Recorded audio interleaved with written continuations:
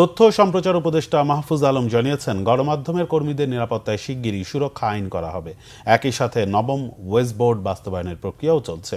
বিকেলে Dhaka reporters unity সদস্যদের জন্য ন্যাশনাল লাইফ ইন্স্যুরেন্সের সঙ্গে গ্রুপ বীমা চুক্তি স্বাক্ষর অনুষ্ঠানে এ তথ্য জানান তিনি।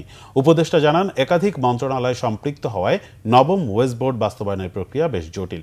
এরপরও অন্তর্বর্তী সরকার সর্বোচ্চ চেষ্টা করছে। এই সরকার সব প্রক্রিয়া শেষ করতে না পারলেও পরবর্তী সরকার নিশ্চয়ই তা বাস্তবায়ন করবে বলে জানান তিনি।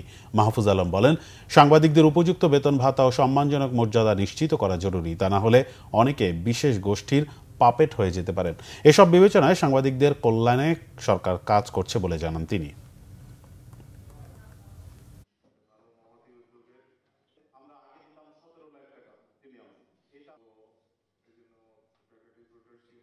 নিরাপত্তার ইস্যুটা আমি বারবার বলেছি, এখন এটা অলরেডি লেজিসলেটিভে আমরা পাঠিয়েছি যে সাংবাদিকতা সুরক্ষা আইন, যেটা সংস্কার কমিশন প্রস্তাব করেছে, এটা করে দেওয়ার ইচ্ছা আমার আছে।